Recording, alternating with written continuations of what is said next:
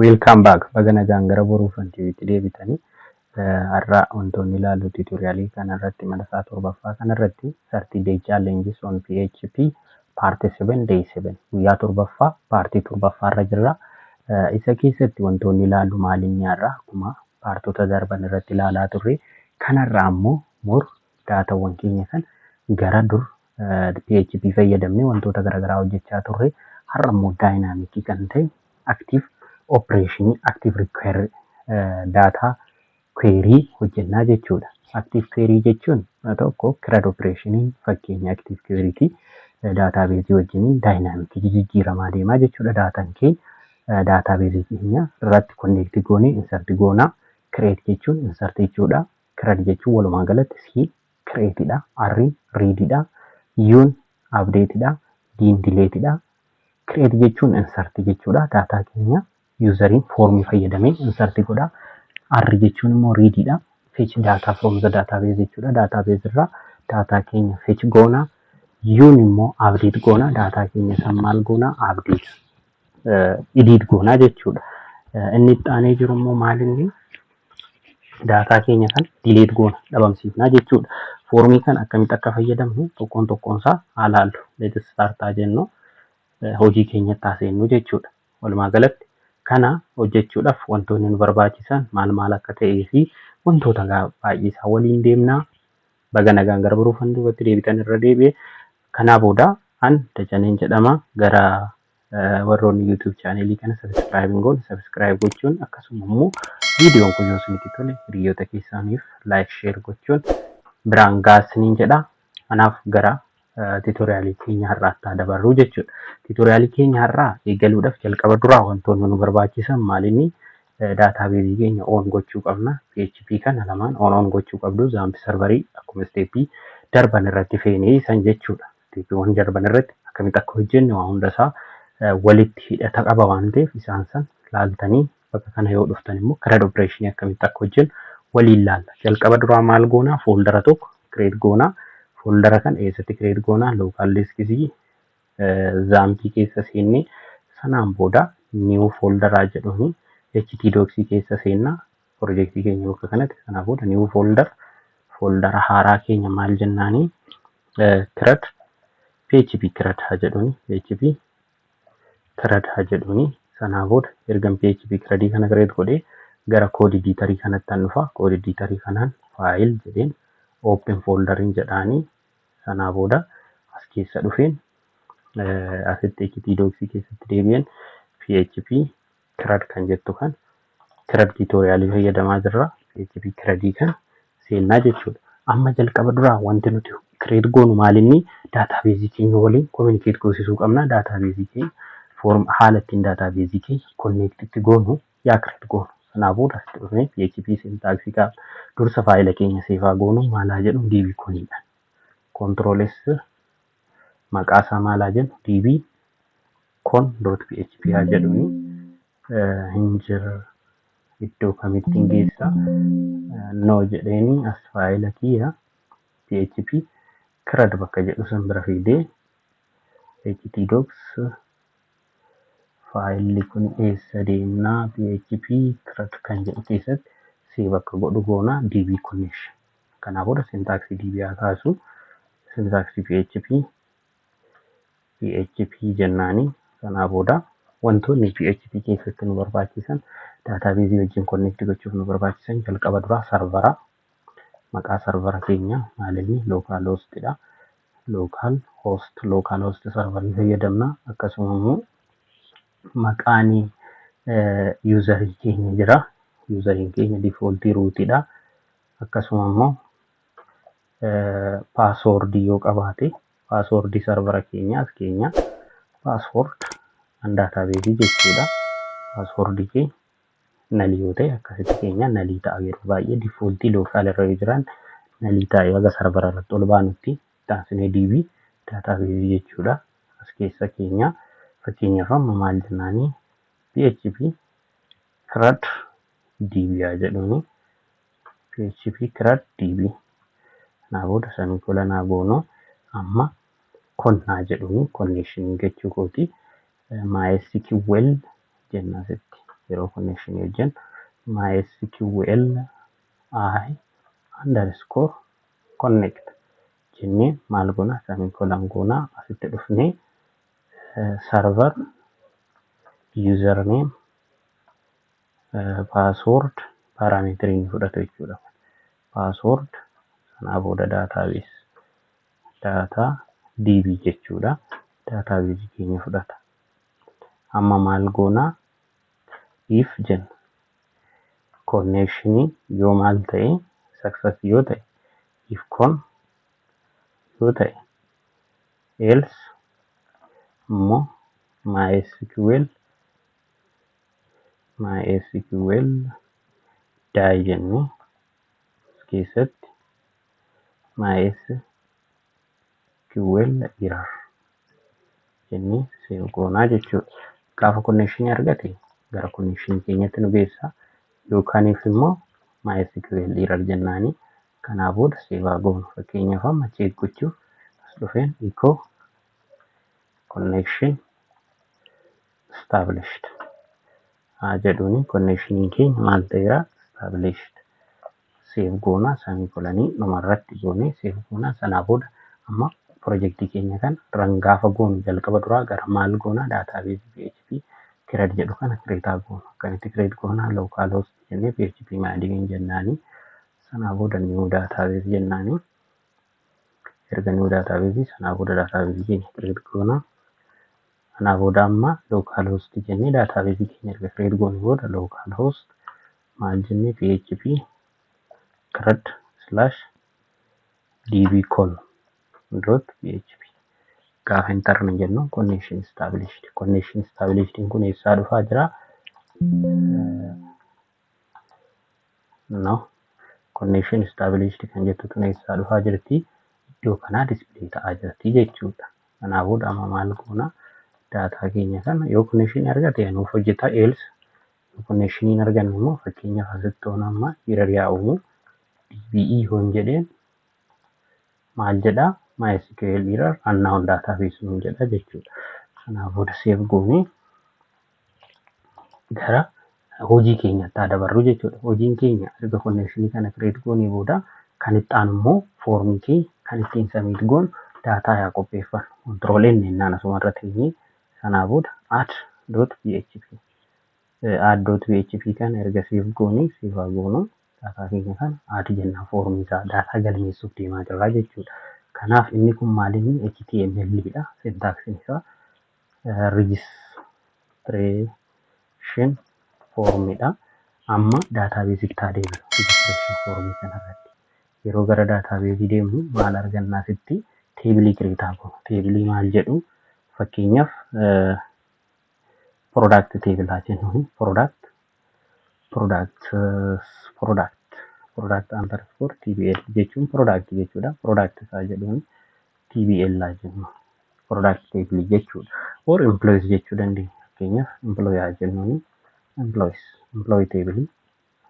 Kanaa booda kolomanii 4 qaba jedha. As dhufnee create jennaani id qaba, full name qaba, department qaba, department salary qaba, itti dabaluuti afur dabalu. Kanaa booda gender qaba, shixxaansini salary gender qaba, address qaba. Bakka nuga kunniin nuga address varkar 255 gender varkar 6 salary varkar 12 san caalu or integer jechuu dandeenya. Varkar 255 full name varkar 255 jennuuni. Sana booda isa kanniin immoo gara amma fakkeenyaaf isa kana bira dhufnee maal goona data kee auto increment xiqqaa godhu primary key dha jechuudha idin kee. Kana booda maal goona save goona data keenya. Save jennaan gaafa save jennuun table kee create nu godhee jira jechuudha. Employee table create nu ta'ee jira. Kana booda asitti maal qabaa jedhu san 6 qaba. As dhufnee ilaallu. Kana booda as keessa dhufnee h2 haa jedhuuni employee registration form jennaani. Kana booda hin cufna as keessatti foormii form action asuma irratti save goona waan ta'eef peejii biraatti hin erginu. Meetodiin nuti fayyadamnu postidha.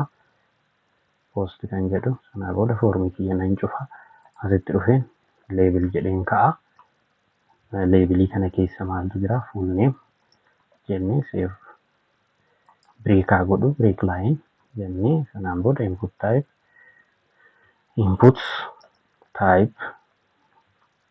as keessatti maaltu jira? Textidha typing keenya. Name immoo full underscore name. Kanaa booda ishee kanas break haa godhuuti. Kan itti aanee dhufu ishee kana copy godheen si'a 6 paste haa godhu. Si'a 5 1 2 3 amma jalqaba duraa full name department salary jenna. Asitti dhufnee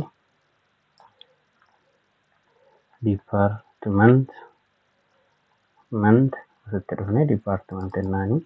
Itti aansinee immoo ishee kana copy godhadhaa. Salary departmentii san keessatti salary isaa salary asitti salary goona. Itti aansinee address gender as dhufnee gender kana booda gender haa jedhuni. Gender isaa kana gara olitti haa dabarsu fakkeenyaaf isa kana cut godhee maqaa erga buunee booda gender haa galcha. Itti aansinee address isaa teessoo isaa asitti dhufee address asittis name isaa address yoo ta'e as dhufnee maal goona addresses jenna. Interface kana ilaallu. Sanaa booda batanii tokko haa dabaluuti. Input or buttons jennee kennuufii dandeenya. Button type submit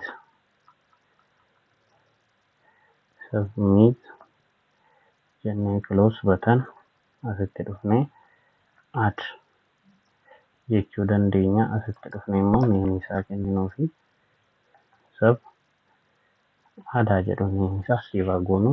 Amma koodii kana run gochuuf maal goona? add.php dabalata. As gaafa dhufnu foormii kana arganneerra jechuudha.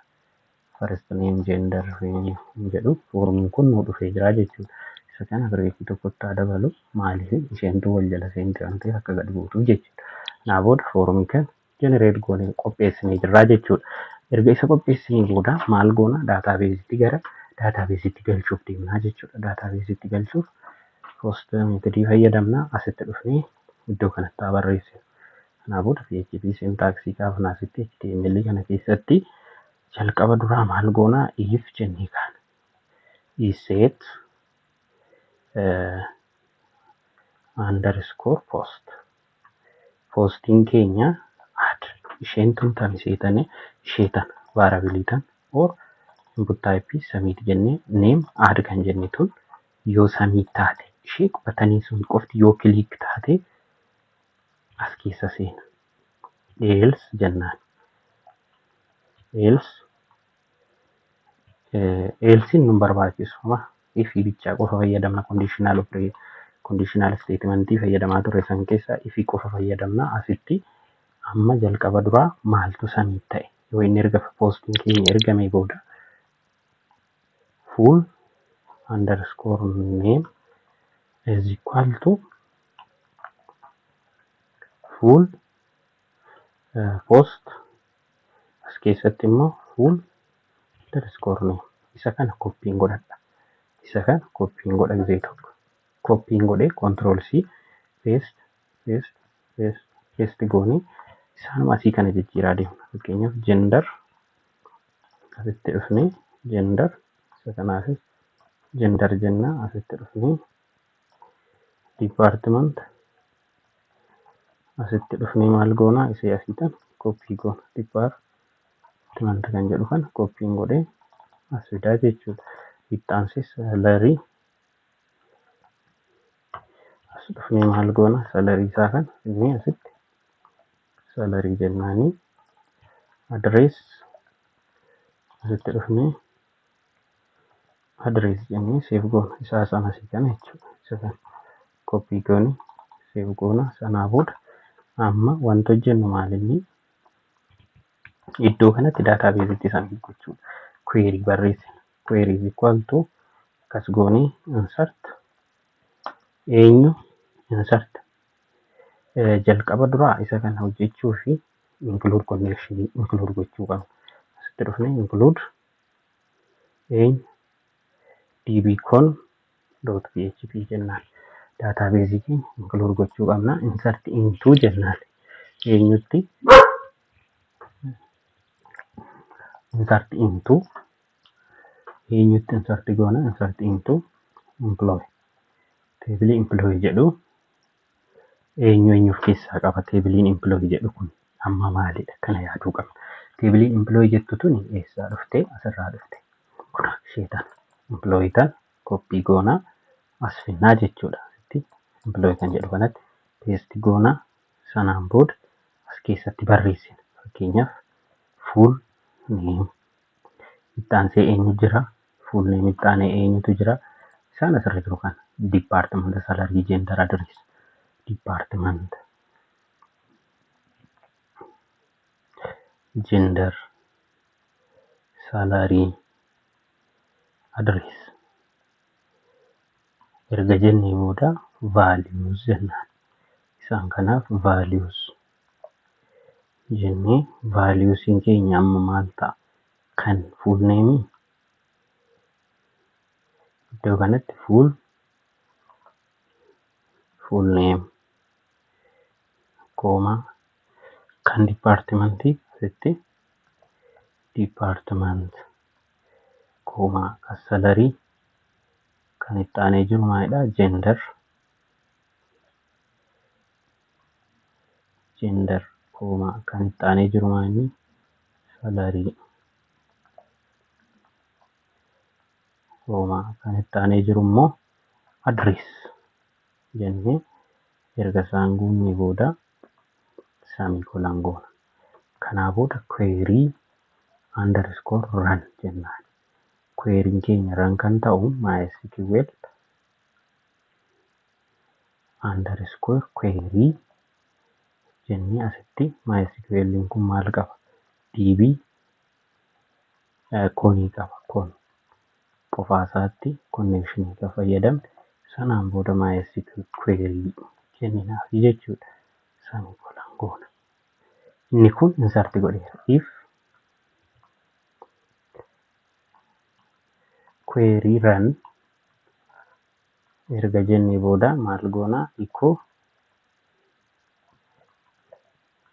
connection echo jennee asitti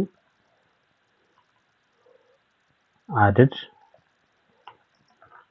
successfully haa jennuuni semicolon haa goonu. Check haa goonu amma daataa kan asaa dhufnuti peejii keenya bira. Sanaa booda refresh haa goonu. Maqaa Feenet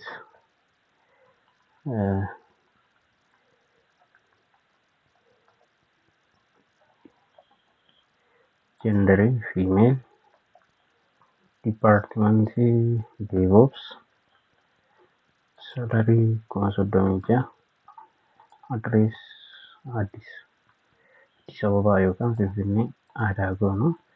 Added successfully daatabeezii keenya check haa goonu. Amma daatabeezii keenya irratti nu galcheera. Daataa jiru hundasaa nuuf galcheera jechuudha. Employee added successfully jedha. Kanaa booda isa kan asii gaafnee irra deebinee haa galchinu kan biraa. Fakkeenyaaf amma daataa tokko ture asitti dhufeen Boonaa Tolaa dhiira departmentiin accountingidha. Accounting salary 23 addressiin Adaamaa. Kanaa booda aadaa jedhuuni amma gaafan dhufee peejii kana refresh godhu lama naa galchee jira jechuudha. Amma daataa keenya credit insert gochuu finneerraa jechuudha. Ittaansinee kan hojjennu maalinni amma waan hojjenne kan itti deebinee kan hojjennu immoo isa argine kana fetch gochuu list.php kan jedhutti adeemnu listii keenya create goonu. Kanaa booda listiin keenyas akkuma kana HTML fayyadamna. Syntax HTML list of employees jennaani title isaa asitti dhufnee table fayyadamna. H2 haa jedhamu list of employees jennee keessa haa kennu employees. Kanaa booda H2 keenya hin cufa asitti H2 hin cufanna. Kanaa booda table haa fayyadamnu. Table keenya kana for each dhaan iterate goonaa jechuudha. Table keenya maal qabaa? TR qabaa. TR jechuun table row jechuudha. Table row keessa maaltu jalqaba duraa seera table keessatti T head tu jira. T head keessa immoo isa kanatu jira. Akkaataa godhuuti isaa fidu. Isa keessa immoo T head keessa TR keessa maaltu jira? Table header tu jira. Table header tokko inni oodha. Hash goonee number jechuu keenya. Taansine TH full name employee full name jechuudha. Close goona taansine TH maal jennee department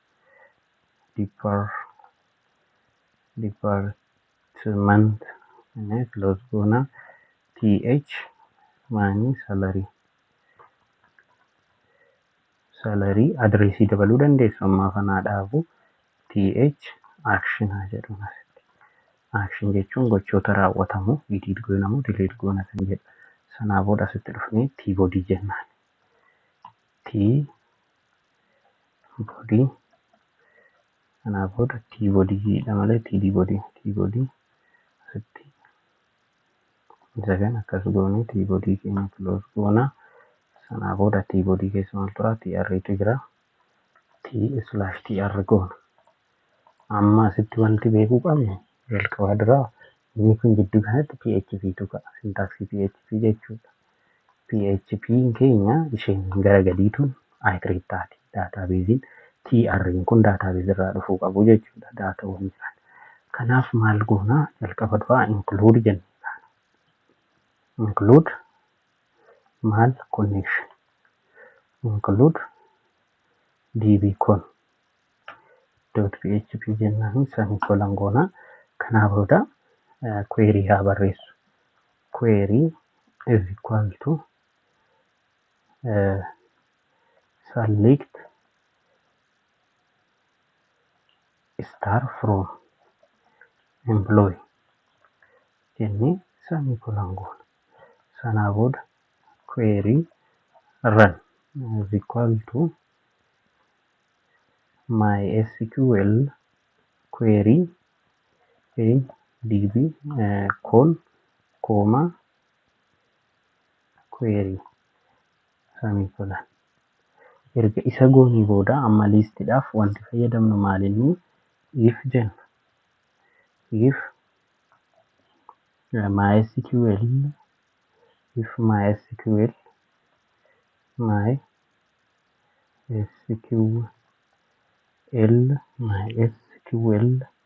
I num underscore rows of query run greater than 0 yoo ta'e maal hojjeta? While jennee as keessatti waan hojjennu jira jechuudha. While condition nuti hojjennu maa'inni rows equal to jennaan. Rows equal to MySQL fetch gochuu qabna. MySQL I underscore fetch underscore associate goona. Associate array fayyadamna waan ta'eef associate array of query run. Kanaa booda as keessatti wanti hojjennu maalinni teebiliin keenya as keessatti galaa jechuudha. Asitti haa cufu isa kana. Kanaa booda isa kanaa fi gaditti haa banu PHP. Sanaa booda teebiliin keenya as keessa galaa jechuudha. Isa kana cut godhee fidee as keessa kaa'a. Koodii kana bifa ittiin barreessine ilaalaa yeroo tokko maa'inni jalqaba duraa select all from employee jennee MySQL query keenya database waliin connect goone query run goosanii MySQL num row query'n kun run ta'e yoo tokko ol ta'e sanaa booda maal goona iterate goone keessa MySQL fi associate array goone query keenya run goone sanaa booda td jennaani td'n keenya close goona asitti php kaa'una syntax php echo maaltu row of eenyu ta'an row of as keessatti kan inni ittiin baasu id semicolon goona isa kana copy haa godhuuti sanaa booda paste isaan as jiru kan paste haa goonu sanaa booda amma fakkeenyaaf full name department ittaansii maal tura salary kanaa booda innasii kun akkasaa goonuti href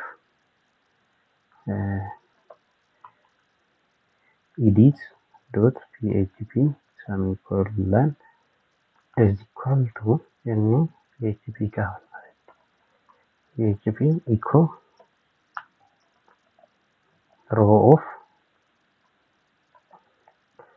id sanaa booda asitti keenyan cufna edit kan jedhu kenninaa fi copy goonee suma kana ofii goonaa sanaa booda ishee tana dileetitti jijjiirra row kana dileet gochuu barbaanne ishee tana ammoo maal jennaani dileet jennaan dileet daataa keenya kan dileet akka godhu amma daataa keenya gara run gochuutti deemnaa jechuudha asaa dhufuuti ishee tana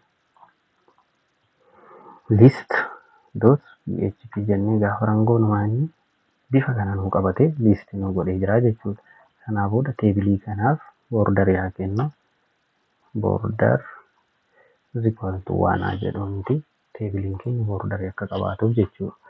Bifa kanaan haala bareedaa ta'een nuuf qopheessee jira jechuudha. Amma gaafa ni diitibu URL not found naan jedhaa jechuudha. Kanaaf maal goona isa editii kanas bifuma kanaan hojjenna. Sanaa booda as dhufnee maal goona control n jennee edit php jennee save goona daataa keenya kan edit goosifnaa jechuudha. Editiinis bifuma adii qabaata. As dhufnee daataa keenya kan copy goonee edit kan jettu keessatti paste goona isuma adii guutuusaa. Formii kan registration kan jedhu kan update form jennaani ishee tanas implode update formitti jijjiirra kanaa booda daataa kan bifuma kanaan manage goonaa jechuudha. Daataa keenya bifuma haaluma mijataa ta'een manage gochaa deemnaa jechuudha.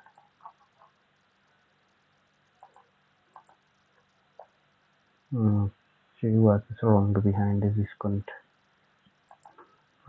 Kanaa booda editii keenya bifuma salphaa ta'een ranaa goonuti peejii keenya gaafa run goonu edit formii keenyatti nu fida. Amma value editii keenya kan asirra baasuu qabnaa jechuudha. Daataa gaafa baafnu more isa adii kana guutummaa isaa yeroo tokko haadhaamsuti. Daataa keenya kan asirraa haadhaamsu sanaan booda PHP keenya asitti haadhaamsitu include jennaan. Eenyu tursinee db con.php keenya include gochuun dirqama. Sanaan booda id haa kennuu fi underscore requesting keenya id dha. ID'n dhufaa jirtu sana ishee jechuun ishee asii tana jechuun tokko yoo taate tokko lama yoo taate lama akka nuti kilik goonuun ID lammaffaarra kilik goonuun ishee lama taati jechuudha. Bifa saniin ID keenya argan. Kanaa booda query jennaan is equal to MySQL jalqaba duraa query'n keenya eenyu ta'a select ta'a all from employee where id is equal to id achiisan ta'isa save goona query run query'n keenya kan run ta'u MySQL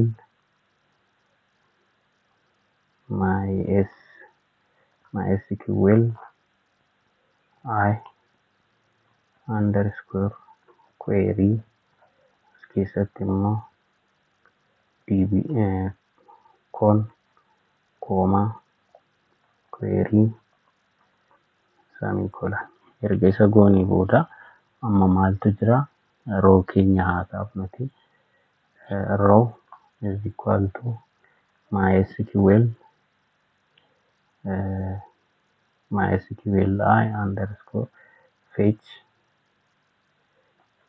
underscore array jennee query run keenya kenninaafi jechuudha. Query run kanaa booda semicolon goonaa. Erga isa kennineefi booda daataa keenya kana row kana fayyadamnee asitti display gochuu dandeenya. Fakkeenyaaf value is equal to jennee php echo jennee maal goonaa row variable barbaanne jechuu dandeenya. Roon kun dirqamaa miti. Isa kan row kan waan barbaanne jechuu dandeenya. Full name jennee save goonuu page keenya gaafa refresh goonu maal jedhaa? Undefined array key id online 11 ishee tana define array key id. Okay, what is wrong behind this? Id is equal to request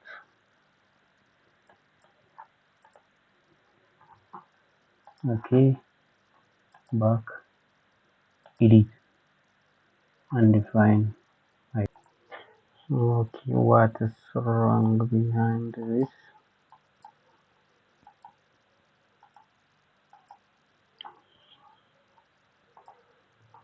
What is wrong behind this? Rakkoon isaa maal ture? Amma asitti adeemnuti. Jalqaba dura editii bira dhufnee as keessatti maal jechuu qabna? id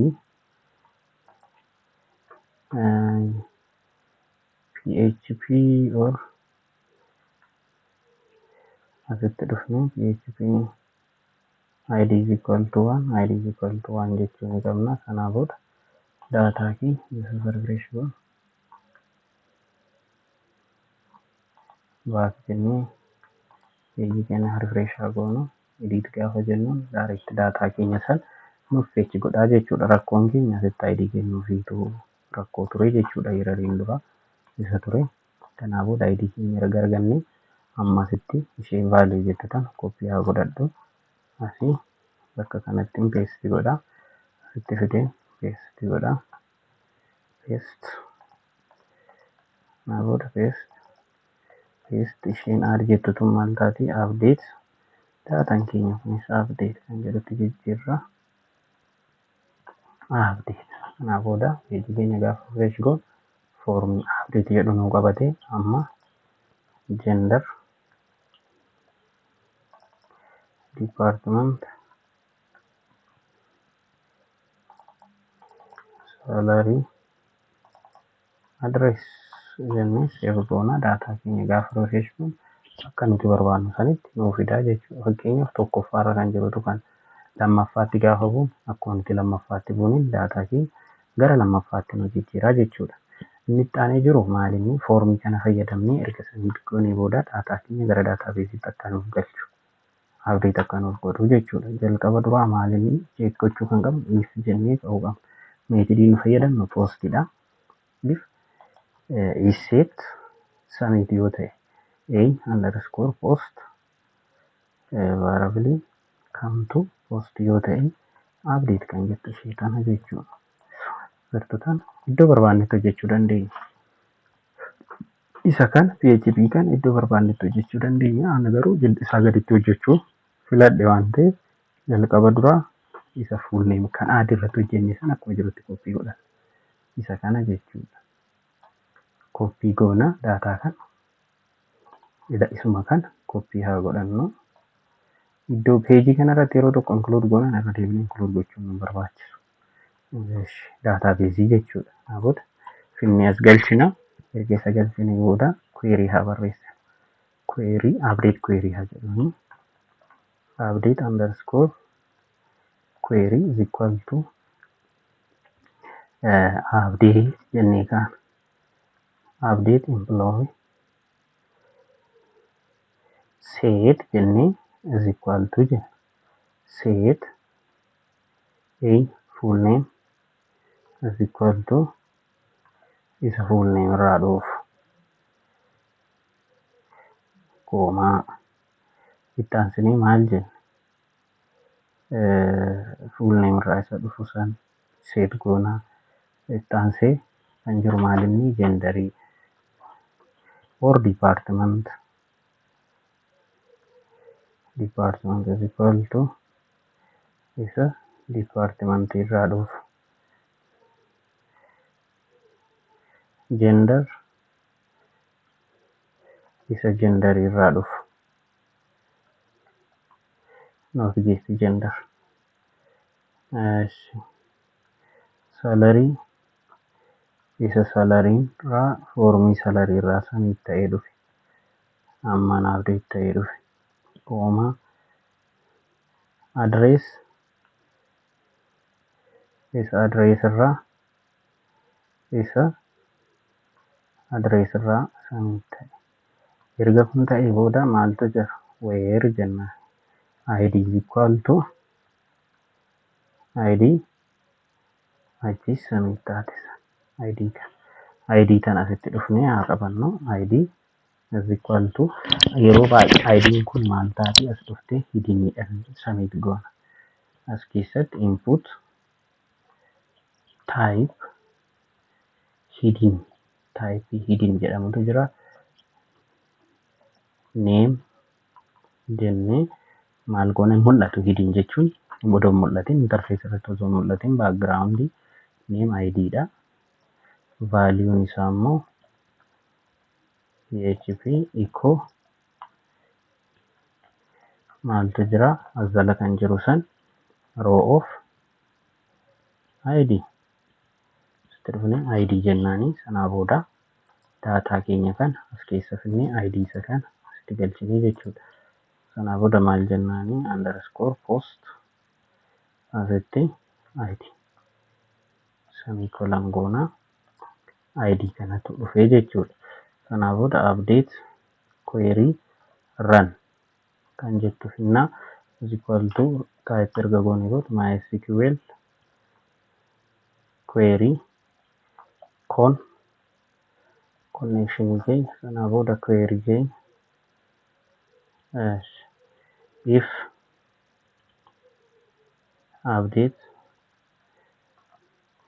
update query run echo updated success jennee semicolon goona daataa kee updated success nuun jedhaa jechuudha. Amma as dhufnee page keenya kana gaafa refresh goonu kanatu jira. Fakkeenyaaf boonaa tolaa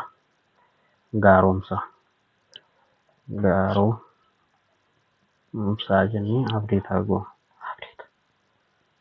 Maal jedha updated success. Amma refresh gaafa goonu maal jedha daataa keenya update nu gochaa hin jiru.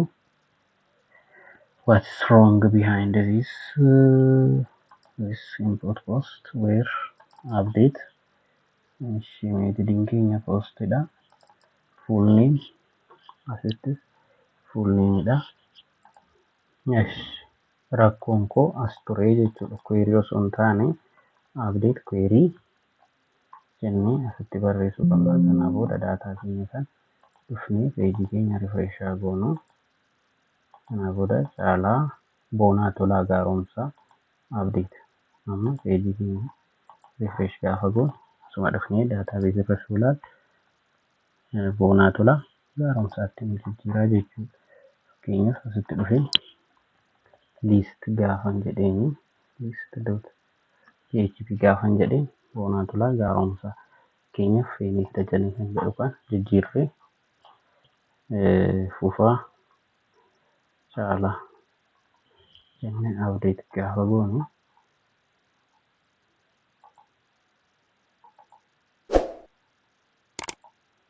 fufaa caalatti nu jijjiiree jira jechuudha.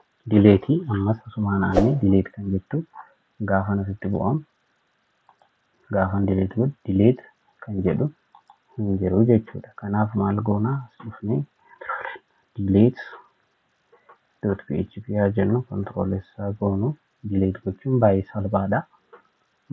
As dhufnee homaa wanti hojjennu hin jiru.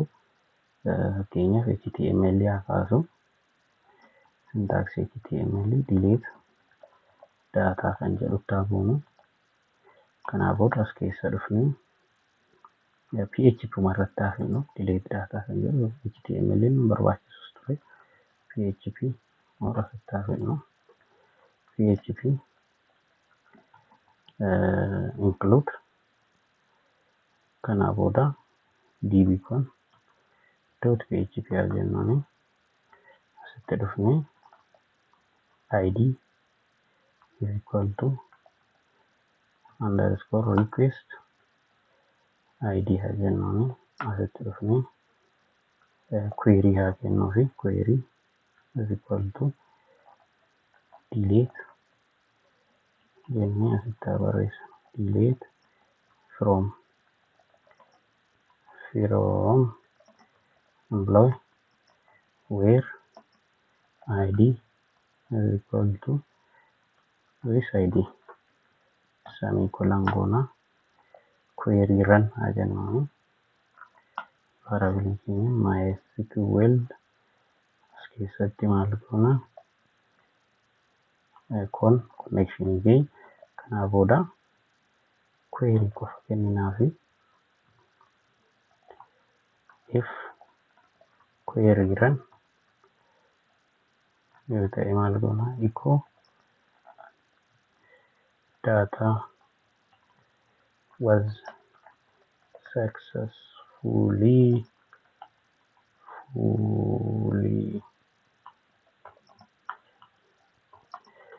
deleted semicolon second asii kaafnee as fidnee else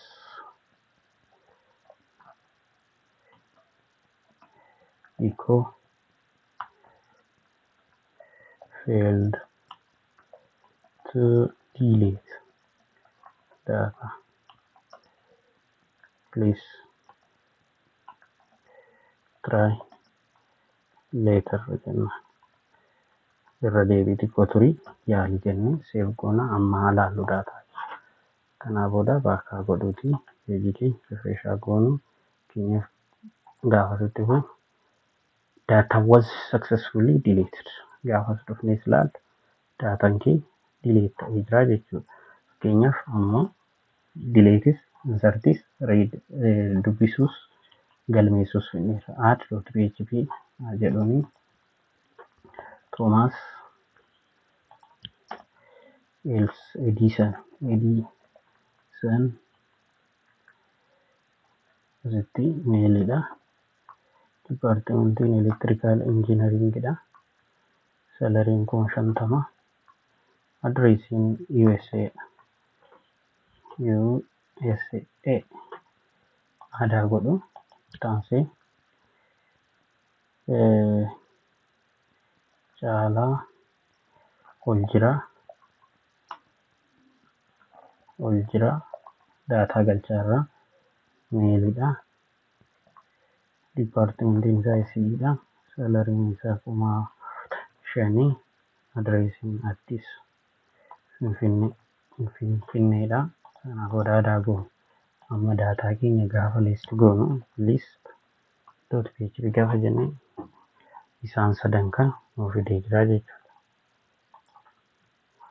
Amma caalaa ol jira. Thomas Edison edit gochuu barbaanne caalaa ol jira jennee asitti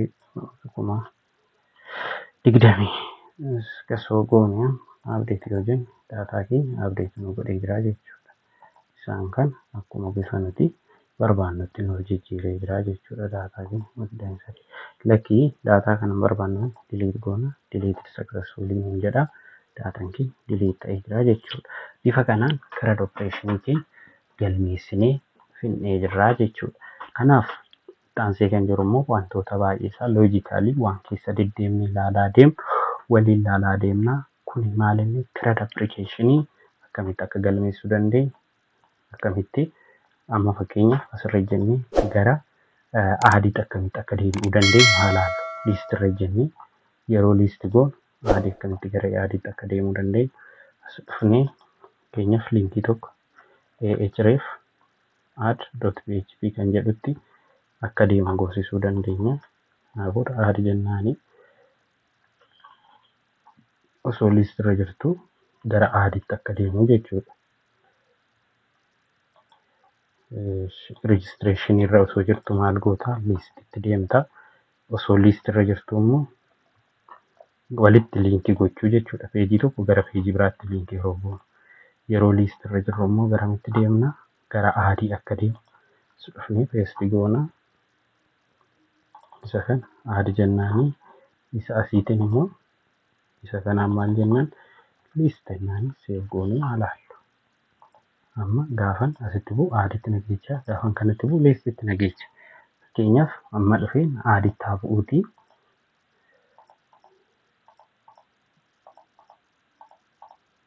Jennee aadaa jennuuni listitti na deebisee hin jedheen daataa galeessan natti argisiisa.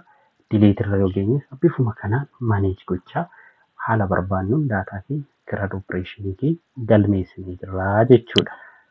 Amma kan itti aanee dhufu loogiinii erga loogiin goonee booda daataawwan kan akkamitti akka hojjechuu dandeenyu, access privileejiiwwan garaagaraa akkamitti akka kennuufii dandeenyu, akkasuma seeshinii akkamitti PHP irratti akka fayyadamuu dandeenyu, kuukisii akkamitti akka PHP irratti fayyadamuu dandeenyu, paartii itti aanutti waliin laallaa. Waan na duukaa turtaniif guddaa galatoomaa. Yoo gaafii qabaattan immoo komentii irratti naaf barreessuu hin dagatinaa. Akkasuma viidiyoo kana laayik sheer gochuu hin dagatinaa isiniin jedha. Horaa bulaa deebanaa. Nagaan turaa. Baay'ee baay'ee.